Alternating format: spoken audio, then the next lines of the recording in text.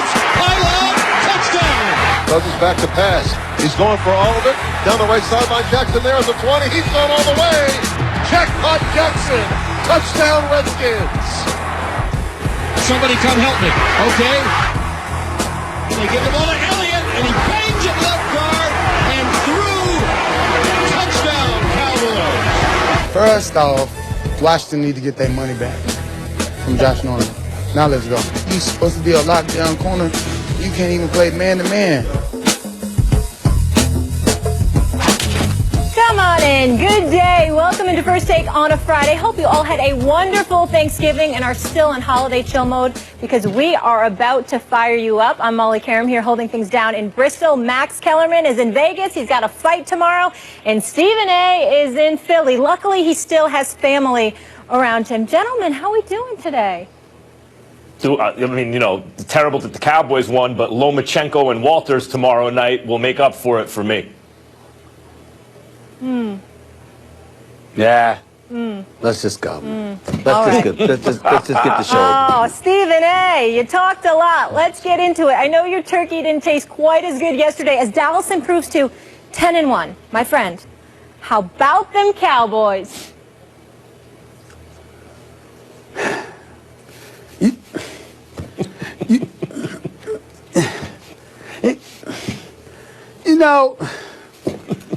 Oh, damn. Look.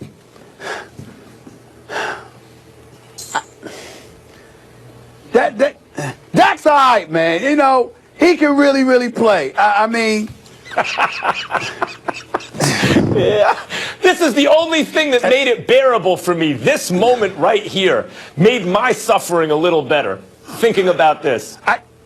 Look, I'm thinking about Dak Prescott, and listen, the numbers weren't that great in terms of 17, 2,495 yards, a touchdown, but watching him evade the rush, watching him audible at the line of scrimmage, watching him pick up blitzes, watching him scamper for one play after another using his wheels, being big, being formidable. I got to give credit where credit is due. Listen, I got love for Dak and Ezekiel Elliott. I just can't stand the uniform that they're wearing because I hate their fans. But I got to admit that Dak's a bad boy, man. It's something that is just special about this brother. Having said all of that, let me say this. These Dallas Cowboys did give up 505 yards. I mean, the Redskins are only the fourth team in the NFL since 1940 to have 500-plus yards, not commit a single turnover, and still find a way to lose the game. Now, I can't even begin to tell you how disgusted I am at the Redskins this morning. Wasted 449 yards passing, 3 touchdowns, not a single interception by Kirk Cousins. Wasted shoulder injury where Jordan Reed is in a sling in the first half, still comes out in the second half. Balls catches that beautiful one-handed grab, okay, and that ultimately led to a touchdown. Wasted Deshaun Jackson's 67-yard touchdown catch, 118 receiving yards, etc., etc.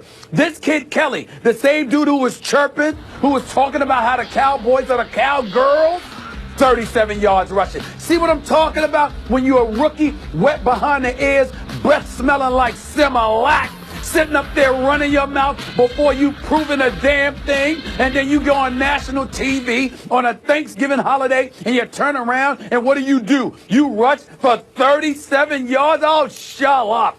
Go someplace. This is unbelievable to me that the Redskins somehow, some way, found a way. These skins found a way to lose this game, and then really they were behind the 8 ball in terms of being 2 touchdowns down, being on an uphill climb. Gruden with his Mr. Boyd Genius himself, the onside kick. What was it? 9:22 left. 24-19, and you give the Dallas Cowboys a short field, and what are you thinking about? The 55-yard field goal attempt by Mr. Dustin Hopkins. This boy's been missing field goals, okay? 46. What the hell would you try that for?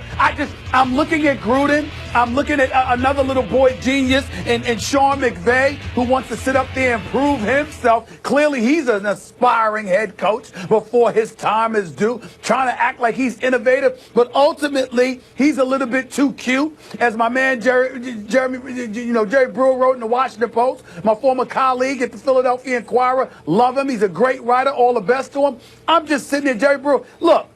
All of this stuff, too cute, offense, the coaching is sloppy. But at the end of the day, the Dallas Cowboys won the game. I can't take it away from them today.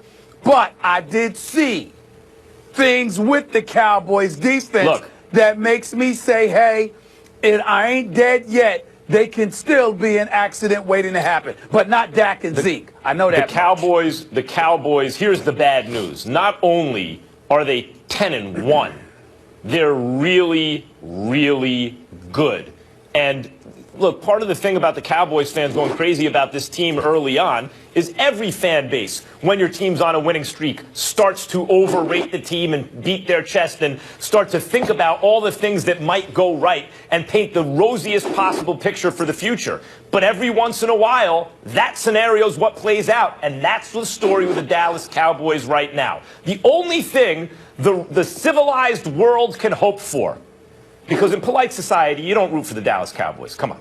The only thing the civilized world can hope for is that the inability of that front four, really front seven, but front four, to get pressure on the quarterback will be their undoing as we go forward. But Dak Prescott from preseason game one, you can see it.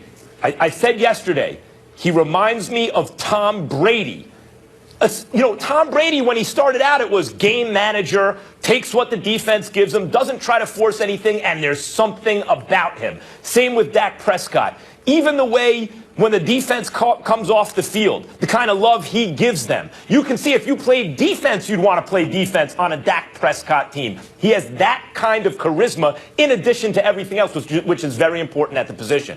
Ezekiel Elliott, he's been amazing. I mean, his speed, his straightaway breakaway speed is ridiculous. The offensive line is amazing. And maybe Kelly, maybe that was part of their plan, a decoy, because Dallas is very good against the run, and they were good against the run again yesterday, but they couldn't get pressure on Kirk Cousins so he could throw and throw and throw. Was it a mistake, the onside kick? Of course it was. They should not have done that. And yet Dallas, once again, wins a game, in this case, not only in a rivalry game, but against a very hot team that by and large played very well. A couple of missed field goals, one bad onside kick call, fine. But Dallas outplayed them. They beat them. This team is for real, and it is scary because one of the worst things that can happen in sports is that the Dallas Cowboys challenge for a Super Bowl, and all we can do at this moment is hope that it doesn't happen, Stephen A. Smith.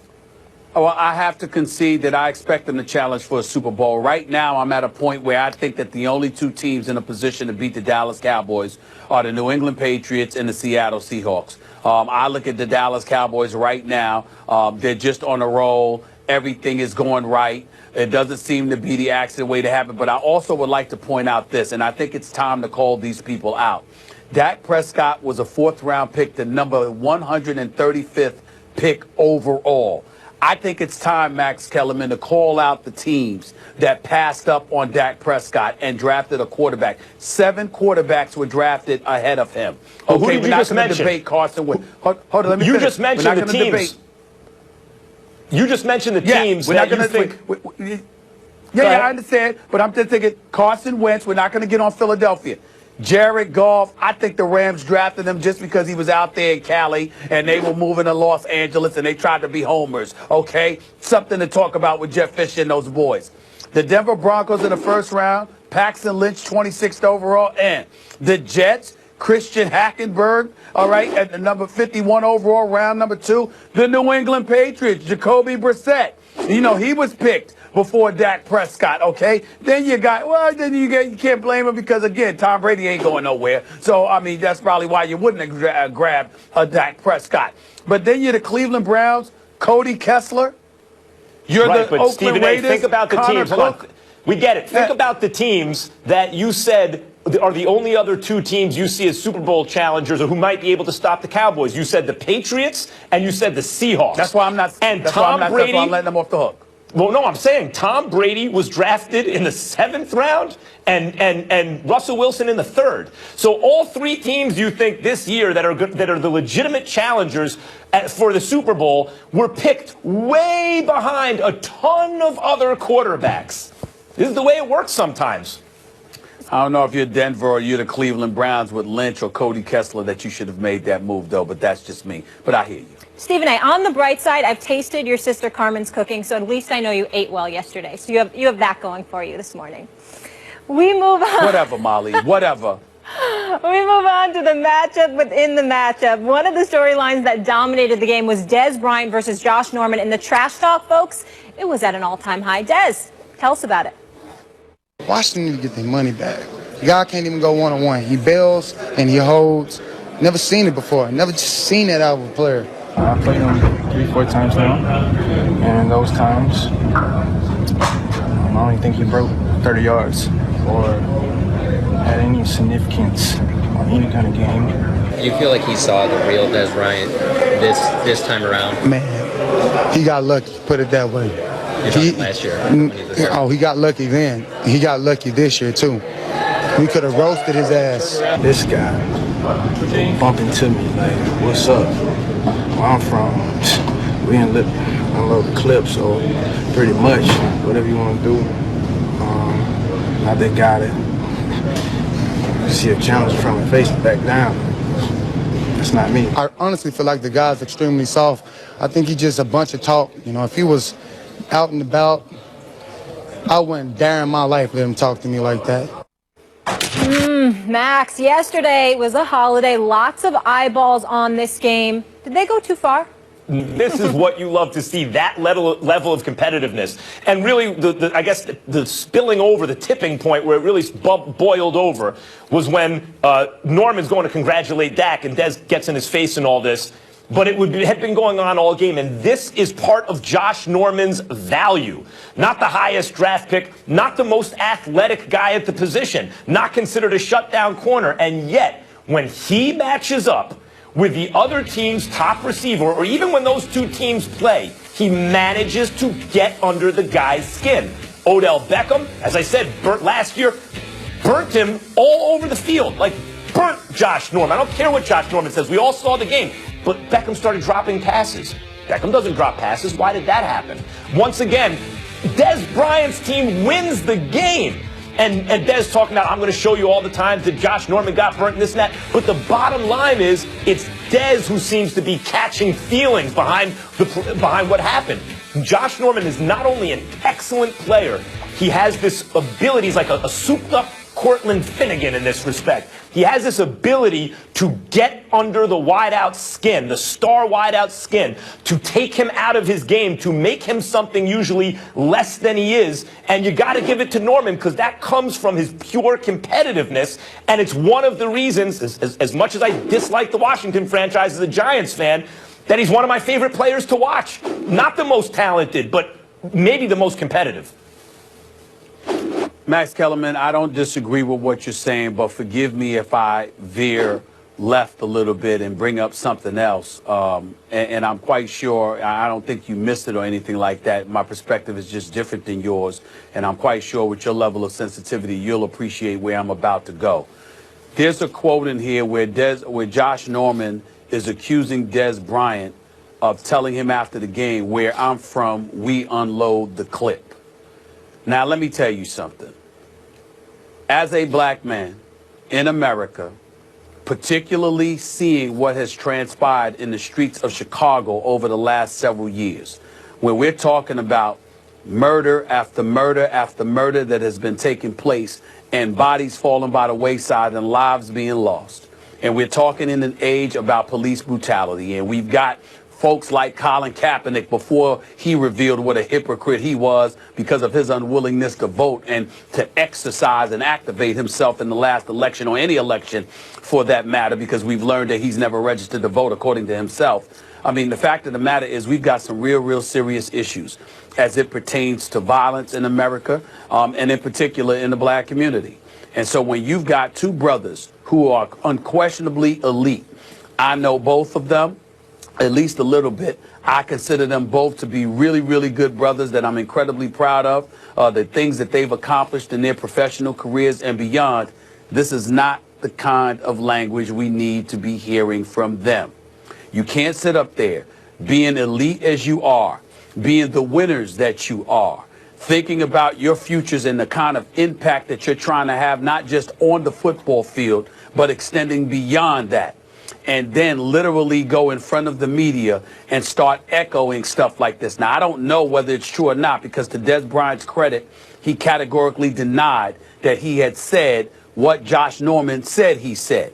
But if he is wrong, if he's lying, if he did say that, it's wrong, and we need to make sure it's clear. He don't need to be saying that to anybody. I'm glad you brought that up, Stephen A.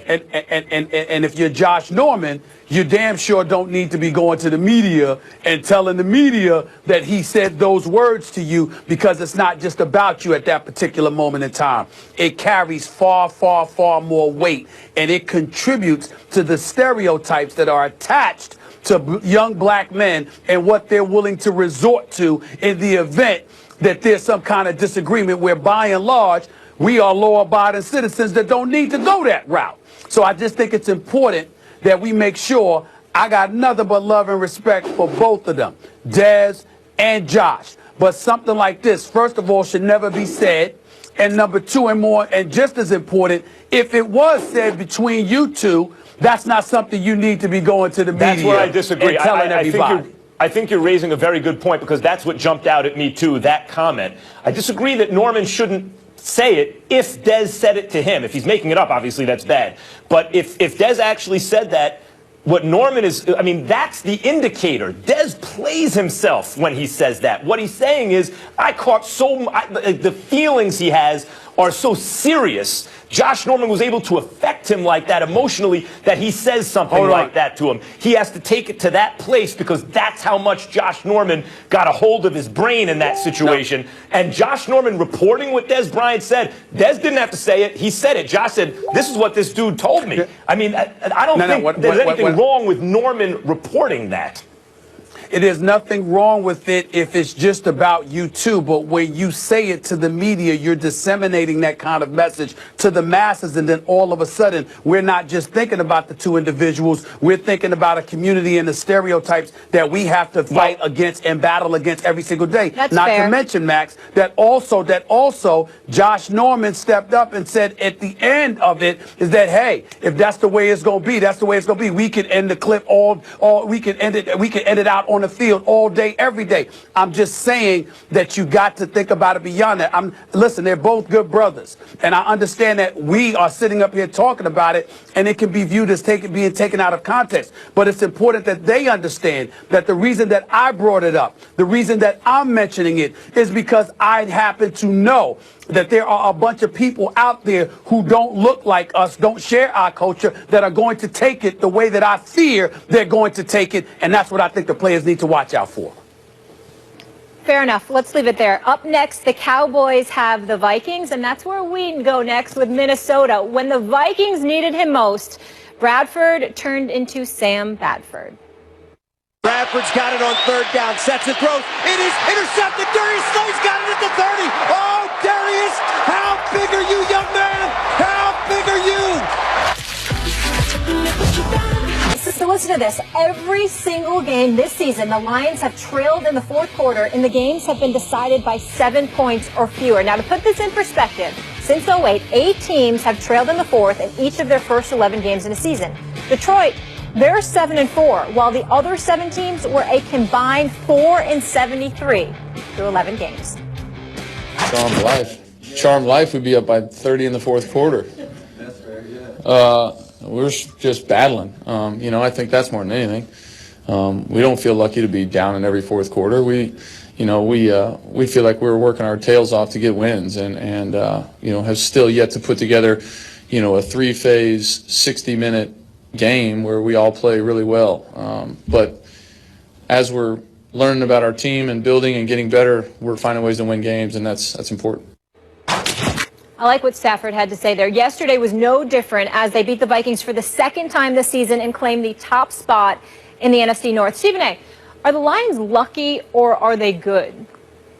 I think they're good. I got to give credit where credit is due. I mean, anytime you go out there and you show the level of resiliency that they have put on display, you got to give a lot of credit. I got to give credit to Jim Caldwell. I didn't think he was long for this job, particularly the way they struggled last year. But when you look at the way that they've won this year, they've now beaten Minnesota twice. They're 7-4. They're on a roll right now, and they've got holes everywhere. Their running game isn't that great, even though yesterday they averaged more than 4.5 yards per carry.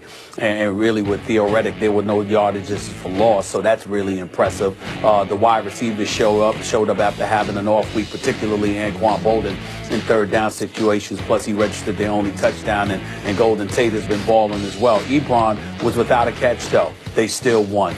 Their offensive line wasn't doing a good job of protecting Matthew Stafford pretty much throughout the game. They still won. Their defensive line wasn't able to get any kind of pressure whatsoever on Sam Bradford for most of the game, yet they still won. And as you pointed out, they've trailed in the fourth quarter of every single game this year, yet they've managed to come back and win 7 of those 11 games. So it's about time to give them respect and love where it's due, because anytime you show that level of resiliency and you respond to that level of adversity, that is a huge plus. But in particular, when it comes to a guy like Matthew Stafford, we knew he had the talent. We knew he could make the requisite throws. We knew he could run with the football as well, which he showed us yesterday. But what we didn't know is that he would be and could be this type of leader. He clearly is. He deserves a lot of credit. I'm going to lean towards good a hell of a lot more than I'm going to lean towards luck. But the answer is luck. And Matthew Stafford is in the MVP conversation. He wouldn't get my vote right now if I had one, but he is one of the names that should come up. He's having a fantastic year. Look, take it from a New York Football Giants fan. I know it when a team gets a little lucky. And by the way, most NFL teams are 8-8 kind of teams. The ones that you think of as kind of good got a little lucky. They were +2 in turnover differential a couple games, and they wind up 10-6. The kind of teams you think aren't so good, they got unlucky in that way. They wound up 6-10. I mean, but those are both basically the same 8-8 teams. But I will admit that those kind of teams, when they have a special quarterback, seem to eke out these kind of games. As I mentioned, the Giants, generally if they have a defense, which the Lions don't really have, but their bend but not break defense allowed them to keep the score low. And when the score is low, there are more possibilities at the end of the game because one score can win it, which is what the Lions did to the Vikings. If you look at their point differential, Stephen A., they're 7-4 in 11 games. They're +9 on the season. They're winning games their average point differential per game is less than 1 point. That's essentially a 500 team with a good quarterback. That's gotten a little lucky. Let me tell you some teams that are ahead of them in point differential. The Ravens are +12. It's 1 point better, but they're 5-5. The Cardinals, Arizona, you don't think of as having a good season. They're not, because it doesn't show up in the wins and losses. They're +36 on the year, and yet they're 4-5-1. The Chargers are +14 on the year, 4-6. These are all teams who have outscored the opponents by more than the Lions have, and yet you think of the Lions differently. They deserve credit for the fourth quarter comebacks. Stafford deserves credit. The team deserves credit. Congratulations. But there's a little luck involved here. They're fundamentally not a really good team. They're fundamentally an average NFL team where the balls bounced their way basically a couple times this year. That's what's going on, if we're honest. And by the way, the Giants rode that and a great defense to 2 Super Bowl wins in recent years. So, I mean, I know it when I see it. Well, if you know it when you see it, then that debunks your whole argument, because you brag about the Giants and their 2 Super Bowl championships every chance you get. And not one time have I ever heard you mention the word luck. I'm sure you know it exists, but I never heard you mention it. So let's be clear about Stephen that. A., it was one. skill. Two, Don't listen to him. It was skill. That was not luck. Listen, I'm not disputing what all-time Max great is clutch saying. quarterback. Wait, whoa. I'm not disputing what you're saying, my brother. What I'm saying to you is that you left luck out when you talk about the Giants, but you're bringing it in here. I'm just saying that your strategy has been exposed. That's all I'm trying to say. But in 6 of the last 7 games, I understand, but in 6 of the last 7 games, the Detroit Lions have won. And along that way, they've beaten the Eagles, they've beaten the Redskins, and they've beaten Minnesota twice. I can't ignore that. That's, by the way, that's an outrageous claim that you're making. It's totally different. I bring it up now because it fits my argument now. It doesn't fit my argument when I talk about the Giants. I understand that. That's what I'm saying. Max Kellerman, the Giants all skill. Exactly Big Blue, baby, all day. Let's leave it there. No letdown from the Steelers playing against the luckless Colts. So how much credit is Stephen A. ready to give Pittsburgh after the win? We get into it next.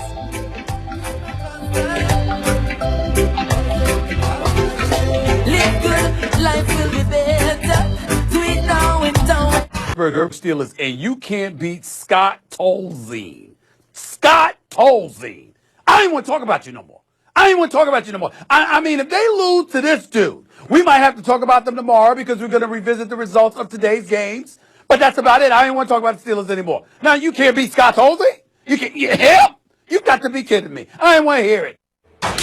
Really hitting that zine hard, Stephen A. Ask and you shall receive. The Steelers dominated at Indy with a 28-7 win. Business.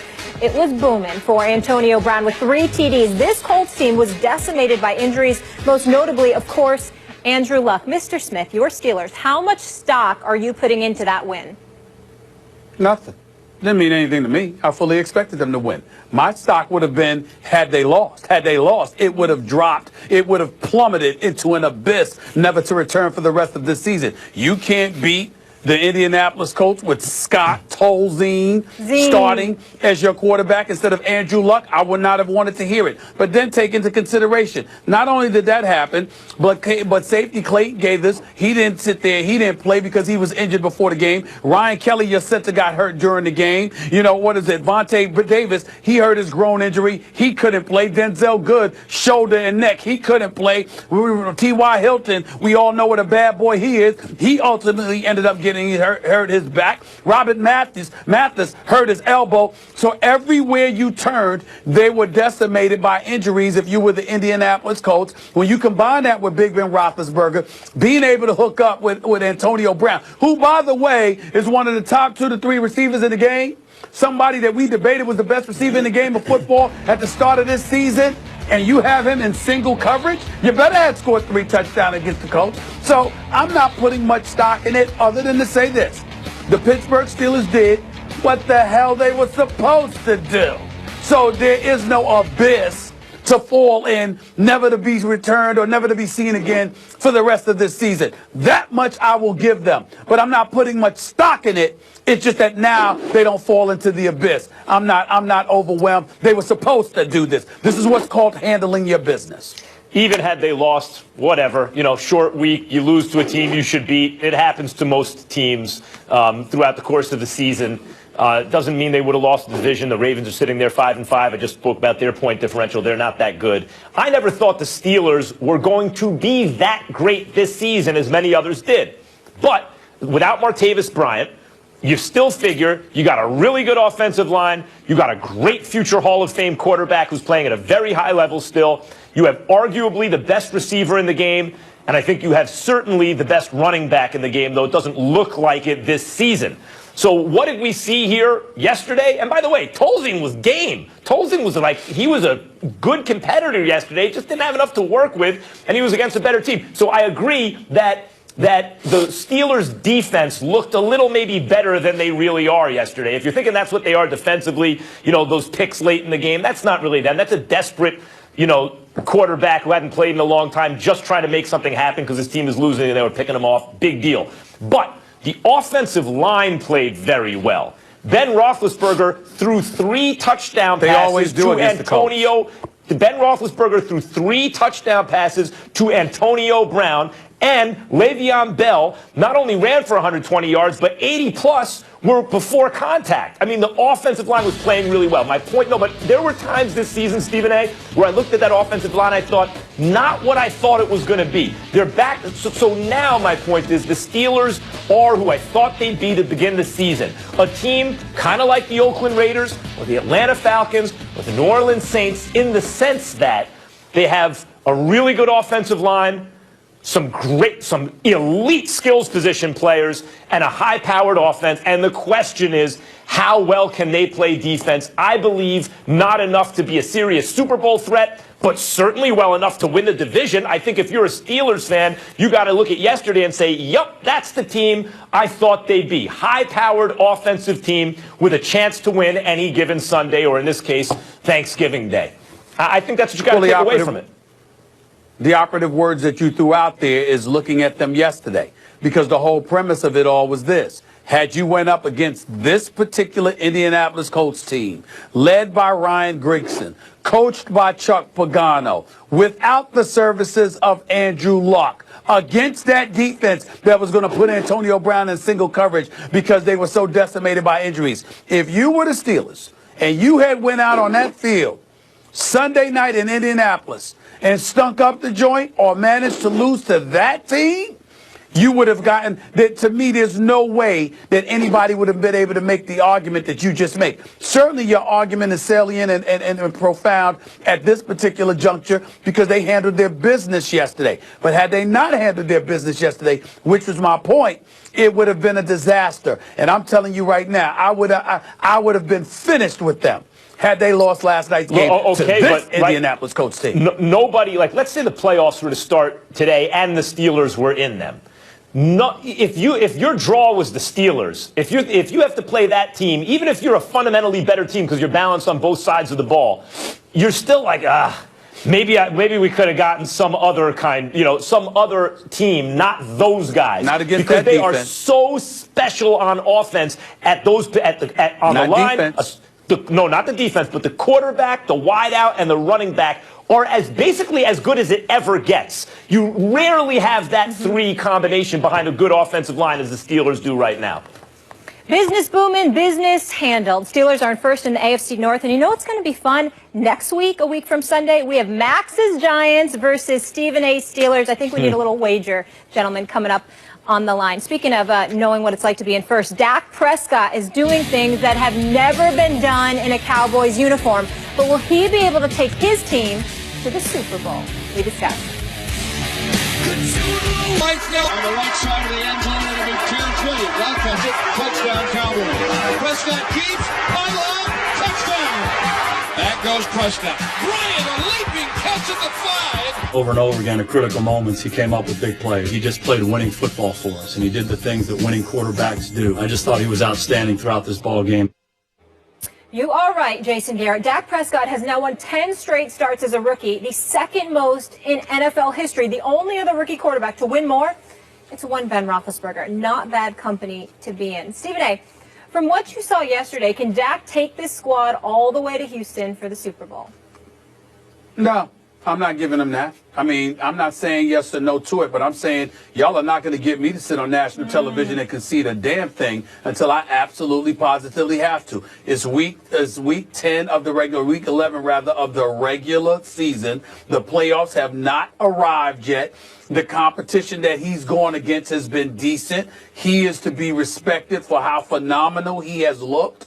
Listen, I am a Cowboy hater extraordinaire who is fully capable of loving certain members of the Cowboys. Michael Irvin is my man to the end of time. So is Emmitt Smith, and I have profound respect for Troy Aikman, who does an exceptional job as an analyst, by the way, not just as a 3-time Super Bowl champion quarterback for the Dallas Cowboys during his heyday.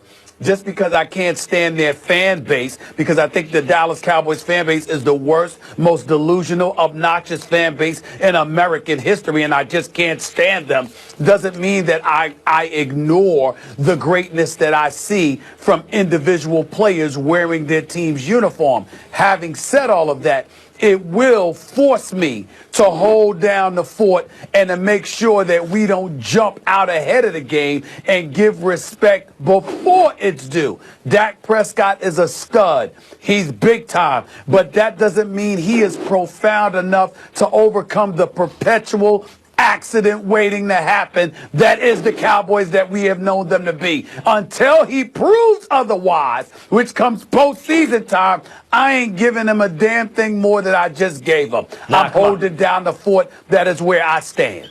Now, come on. You know it when you see it. You mentioned Ben Roethlisberger, who, by the way, wasn't very good in the playoffs. Nothing yet. Wasn't very good in the playoffs the first time round. I mean, he made a tackle in the open field after throwing an interception, but you could see Ben Roethlisberger was a great football player. You can see the same thing in Dak Prescott, and you can smell it on a guy. You're not always going to be right about it, but you can have a pretty strong sense of the kind of player that would, play big in the big moments when you needed them to most.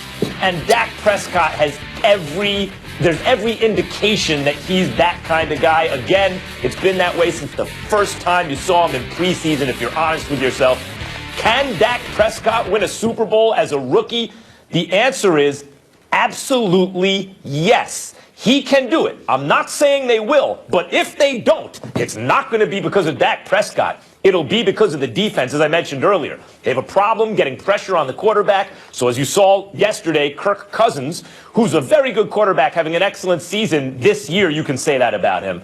But Kirk Cousins, looked like Peyton Manning because he had all day to throw. That will be, if they are undone, their undoing will be their inability to get pressure on the quarterback. It will not be Dak Prescott. Dak Prescott will not be the reason they don't win, if they don't win, because I'm here to tell you, and I think I just spat up in my mouth a little bit even thinking about it, the Cowboys can win the Super Bowl this year. I can't even say it. Don't make me say it. But Stephen A., it ain't going to be because of Dak Prescott if they don't. That guy's got it written all over him. He's a winner. So Dak Prescott's not capable of having a bad game? He's capable of it, sure, but ain't going to happen when you need him the most. Dak Prescott's not capable of having a bad game come playoff time? Derek Jeter was capable of having a bad game, but you wanted him up with the game on the line. Dak Prescott's that kind of dude, man. What are you going to deny that? You can see it. Those are the things you say. Those are the things we said once Derek Jeter went to the postseason and proved he was Derek Jeter. We're waiting for that with Dak Prescott. We shall see. In his rookie season, he did it. Tom Brady, too. Look at the team he had with him. Huh? Look at the team he had with him. We'll see. We'll see. I'm not giving Dak Prescott anything yet. I acknowledge he's a young stud. I ain't giving it up. Not yet. I'm going to hold down the fort. I'm going to hold down the fort. You stay with I'm going to hold it down. You do that. The Seahawks, Legion of Boom, they might have something to say about it as well. I ain't giving them anything more than I've already given them. Nothing else. Okay. Him or Zeke. And I know they studs, but damn it, show it in the postseason. We'll see. All right. We'll see. Please don't, Dak. You don't need to show it in the postseason. Let's Let leave it there, gentlemen. The postseason and let's see what we're saying next. We got more to get into because it is going down at the shoe for a place in the college playoff. The guys will pick that game as well as many others in our quick takes. Stay here. On some of the storylines from the weekend we want to get into. Let's start with the Big Ten game. Of course, we just mentioned, Max, these two teams do not like each other. Are you going Michigan or Ohio State? I'm going Michigan, even on the road, even against maybe a more talented team. It's going to be close, and I like the Harbaugh team in that case.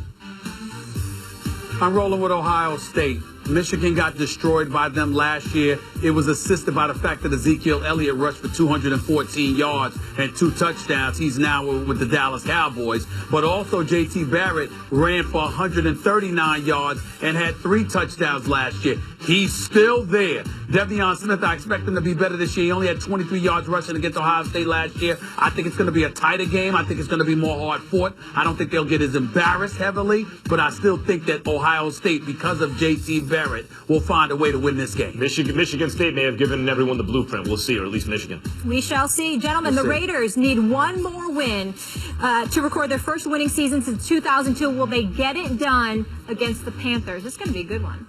Stephen A. You know what? Believe it or not, I'm going to roll with the Panthers in this particular game. I think they're desperate. They know they can't afford another win, or another loss, I'm sorry. Although I think their hopes of getting to the playoffs are dashed. I think Cam Newton and the crew shows up against Oakland in this particular game. I think Oakland is talented. They'll make the playoffs, but I think they're feeling themselves just a touch, and I think they get brought down to earth a little bit and reminded that they still have work to do. I see the Panthers escaping with a close victory in this one. Oakland, like a lot of high-flying offenses, I still believe is a little overrated, but less overrated than I used to think they were. I think they are actually improving. I agree with Stephen A. that the Panthers are in a desperate situation, and if you remember last year, this is when Cam really started balling, right about now. And yet I got to go with the Raiders. I think that they are not only were winning the close games, but they've come on recently and are starting to have the look of an actually good team, not just a high-flying offensive team that got a little lucky in their wins and losses. I like the Raiders. We're going to learn a lot about both those teams on Sunday and these two. A battle of 7-3 teams in the AFC West between the Broncos and Chiefs. Max, who you got? I like the Broncos. You know, I saw it for the same reason I was wrong about the Vikings, obviously, and the Lions yesterday. But for the same reason I like the Vikings. The Broncos, at a certain point in this season, looked special to me. You know, not as well-balanced like the Chiefs, but they had a special look on the defensive side of the ball. And generally, I prefer that kind of team. If you can show me something extra, something that I believe is elite in the league, I tend to favor that team, and I think that's the Broncos, and I think they can get back to being that team. I like them over the Chiefs. I don't see the Chiefs losing 2 weeks in a row. I'm going to pick them to win this game. All right, LSU has zeroed in on Houston's Tom Herman as its next coach and could have a deal in place as early as Saturday, sources telling our Chris Lowe. But another source is telling our Brett McMurphy that Herman hasn't ruled out an offer from Texas. Stephen A., where will Herman be coaching when we come back on Monday? I have no idea. I'm just guessing, but I'm going to pick Texas. And the reason I'm going to pick Texas is very, very simple. Two things. The money that they're going to throw at him and the fact that he won't have to worry about going up against Nick Saban. Because I think Nick Saban is making it very hard for most coaches in this country to want to coach in the SEC because they don't want to go up against him. I actually think the SEC would be a draw there, and LSU can almost match Texas in money. And importantly, LSU hasn't done a coach the way Texas is doing Charlie Strong right now. Sorry, Coach O. I think he winds up at LSU. All right, Tom Brady seeking his 200th career win, which could tie Peyton Manning for the most combined regular season and postseason wins by a quarterback in NFL history, but will be without Rob Gronkowski. Max, will they get it? Yes. Yes. Stephen A.? I agree. I agree. They're going up against the Jets. Can't even decide what quarterback they need out there most weeks right now. It's a bad situation for Bowles. Talent is suspect right now. Not enough weapons for Fitzpatrick. I'm going with Brady and the Pats. Max, we'll see you on TV Saturday with the fight. Good luck. Have fun. And we'll see you all on Monday. Have a wonderful weekend. Thanks for being with us. You're watching ESPN's Feast Week, presented by Lowe's.